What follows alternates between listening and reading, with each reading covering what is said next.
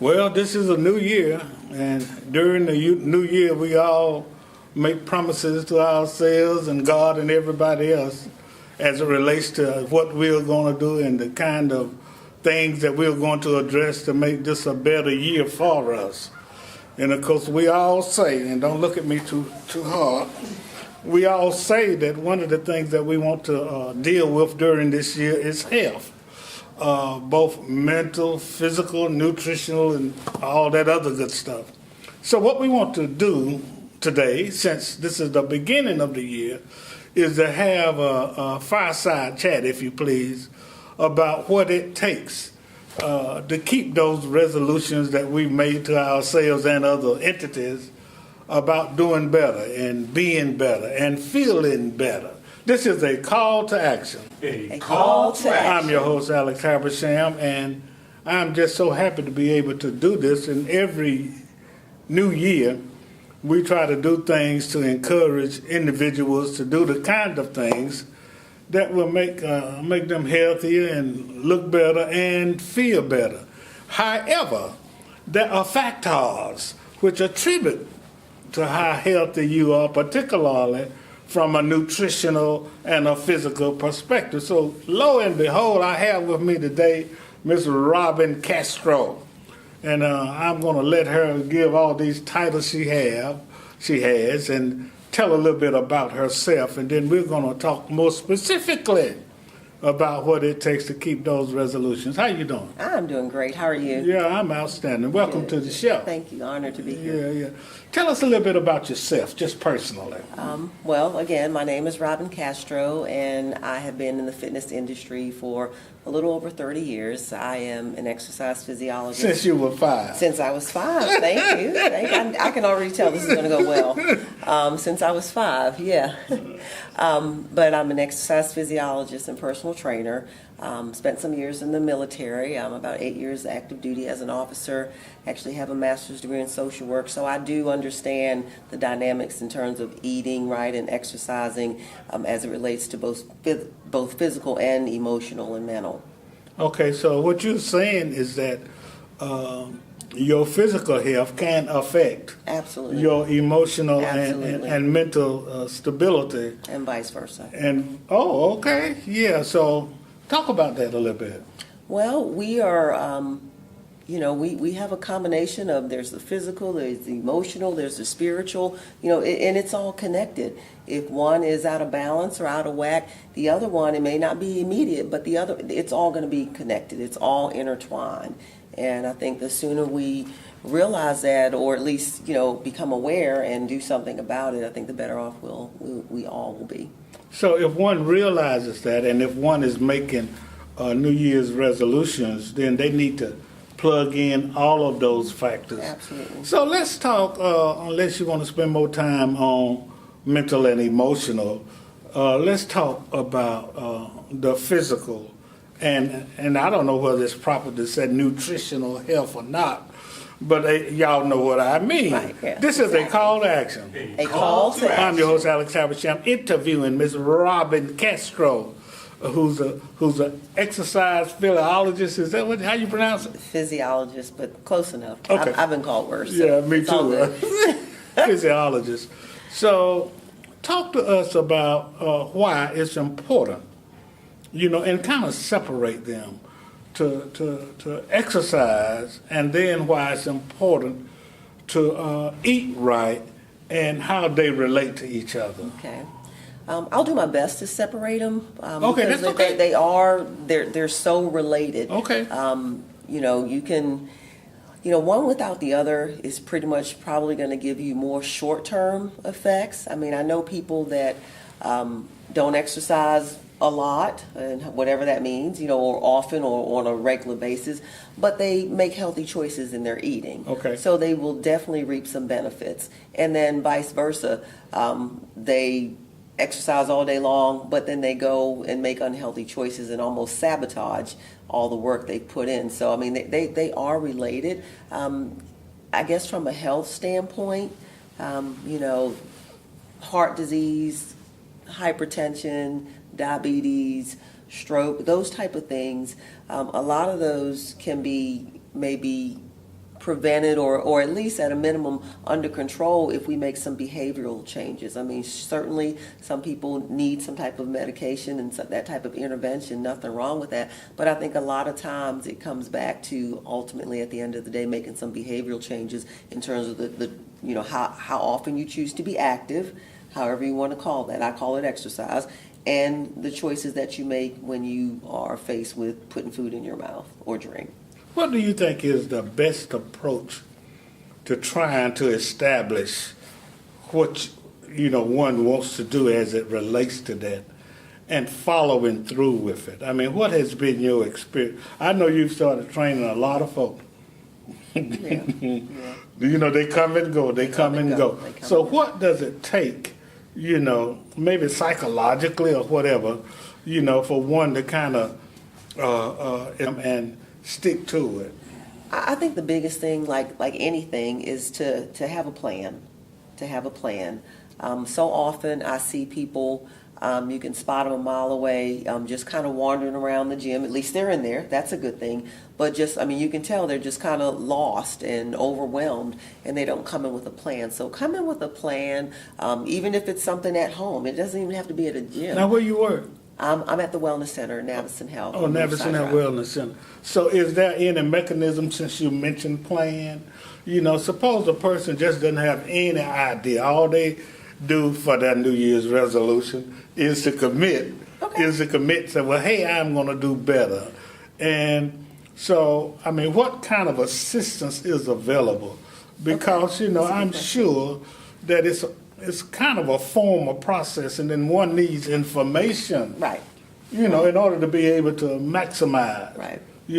Once one determines that, well, hey, I'm going to do better with my eating, and I want to do better with my eating and my physical activity, then what kind of assistance should one seek? Well, what I would do with someone that was presenting what you just said to me, I would talk to you about what your goals were, and kind of help you figure that out, what your goals are, and set some timelines, and not be just a slave to the timeline, but just have some goals out there.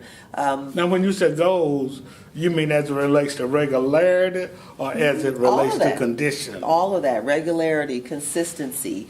Make sure, I would try to help you figure out if you what type of support mechanisms you have in place. Have an accountability partner, not your buffet buddy, but I'm just saying, somebody. Stop talking about me. Somebody with some common goals, and that's going to support you and encourage you. So are you saying, excuse me for interrupting, are you saying that it might make sense for some people to have a buddy, to have a buddy? Or some type of accountability, whether that's in the form of a person or a buddy, and that doesn't mean necessarily that somebody that's going to come to the gym with you or even work out with you, but just a support network. If that's not an option, or that you're not that type of person, there are all kinds of apps out there to help you be accountable, to track things, to track your progress. But in the beginning, I would help you. We talk about what your goals are, and just make sure they're realistic. I want to drop. It's January, and I want to drop 100 pounds by Valentine's Day. That's probably not realistic. So we would, I was gonna sign up now. You and everybody else. Hey, if I can figure that out, you wouldn't be sitting right here. Yeah. But to help you identify your goals and come up with a plan to help you reach those goals. Okay, that's outstanding. Well, now talk about specific exercises, if you would. Now, do you do the training too? Are you a trainer also? I'm a trainer, yes. So you're a trainer also? Yeah. Because a lot of people, I read somewhere the other day where, crunches won't necessarily help you get rid of that bulge. True. So, because that's one thing that, although that's cosmetic, but I'm sure, now, because it affects more than how you look. Yeah. But talk about trying to lose specific weight specifically, maybe with parts of your body. Well, I think of most people want to lose weight as it relates to fat loss versus muscle loss. Right. So fat loss is really going to come from making healthy choices. I mean, it's really going to be connected to your eating. You mean elbow? You mean elbow? Yeah, work that bicep. I mean, you know, my kind of, my kind of what I tell people. You can do crunches all day long, but if you get up off that floor and you head to Krispy Kreme, nothing wrong with, I don't want to throw anybody under the bus, but you make unhealthy choices, you're going to be forever spinning your wheels, and you will be dropping that 5-10 pounds, just repeatedly. It's got to come back to your eating. In terms of spot toning, when you start losing weight or you start losing body fat, typically it's just going to kind of come from all over. And what I've seen in my experience, typically that most stubborn area, the area that every time you look in the mirror, that's where your eyes gravitate to, that's probably going to be the last place you see changes. And I think that's why people quit so early in the game, because they're so, let's say it's your stomach area, but they're not noticing the changes in their face. They're not noticing all these other changes, but every time they look in the mirror, all they do is look at their stomach, and that's probably because if that's that stubborn area, that's going to be the last place they see progress. And then because they think they're not making any progress, they're going to quit just before something was probably going to happen. Well, let me ask you this, Ms. Castro. What is the relationship between eating and, let's be specific about, and bulge? That you see stuff on the internet saying foods that help you lose bulge. Mm-hmm. I mean, is that really true? There's so many variables, and I'm not trying to tap dance around the answer, but there's so many variables.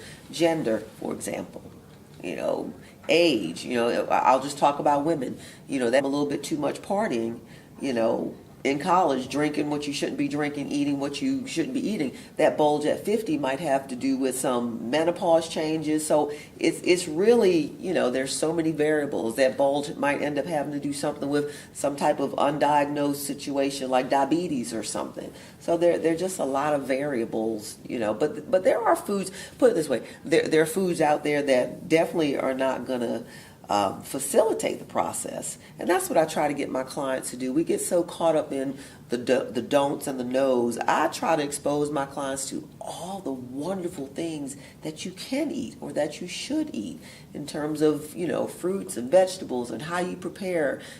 Some of it is not even about, okay, I can't ever have whatever again. Some of it's going to be in the preparation. Maybe we need to stop frying our vegetables. Yeah. And then throwing in, all kinds of things that, we just. Let me get a little personal here. This is a call to action. A call to action. I'm your host, Alex Habersham, interviewing Ms. Robin Castro, and we're talking about nutrition, and we're talking about physical fitness. How about, now let me tell you what I started doing.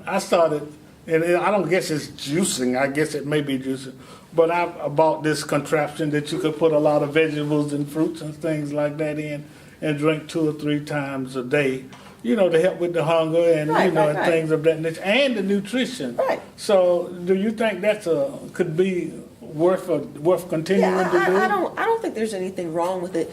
And particularly the way you said that you use it. It helps with the hunger, and you might be getting in some nutrients that you wouldn't normally get in. And I think that's wonderful. I think the problem becomes when people think that they can live off, one type of juice a day and that's it, and they drastically cut these calories. Right. Even doing that, to ward off the hunger, you still need to be eating real whole foods. Right. So if you're using it just for the reasons you said, I don't think there's anything wrong with that. But if you're starving yourself and saying, I'm going to have one shake a day or one, whatever a day, that's problematic.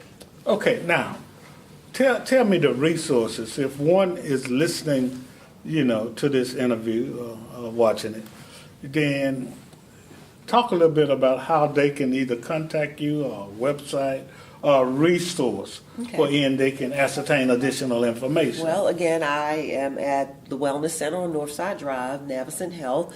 We have, if you're a group type person, we have over 75 group fitness classes a week. We have an indoor track. We have a pool. We have a program called Power Over Parkinson's. We have a cancer WellFit program. So, I mean, there's just, and then we have individual attention with personal trainers. You start there and you get an assessment and you'll get some information where we'll show you around and show you, how to develop a plan uniquely and specifically for you and what your goals are. So that would be a great place to start. Okay, now, is there a website specific for that as it relates to Wellness Center, Center? navicenthealth.com.org. We're also on Facebook. Okay, Everybody's on Facebook. So. Okay, and is there a phone number just in case a person would like to get additional information? 478-477-2300. And, somebody with gray hair can come out there and try to get some help? Absolutely. Now, I'm sure you are too young for this, but I teach a class called Silver Sneakers. Oh, no, I ain't So, gonna yes. be no part. I'm kidding. Gray hair doesn't really matter. So, yeah, and that's one of the things I like about being at the facility. You will see totally opposite ends of the spectrum. You'll see somebody there that's getting ready to maybe compete in a bodybuilding competition, and you'll see people coming in there on rollators, pulling oxygen tanks. But the things they have, the things that they have in common, they are coming to the gym. Yeah. Now give me that website and that phone number again, if you will. Navicent Wellness Center, navicenthealth.org, I believe, but I do know the phone number is 478-477-2300. This is a call to action. A call to action. I'm your host, Alex Habersham, having interviewed Miss Robin Castro, who's a personal trainer and works for the Wellness Center at Navicent Health, and she's giving you the information on how to contact her. We'll be right back with Dr. S. Moore, and she's going to talk about another function at the medical center and what her responsibilities are there. Thank you so much. Thank you. You've been very helpful. Thank you. And my name is Alex, so when somebody calls you from a 338 number and say their name is Alex, it's me. It's you, okay. Because I'm making a resolution to try to do better this year. All right, I'll wait for your call. Thank you very much. Thank you. Have a great day. Thank you.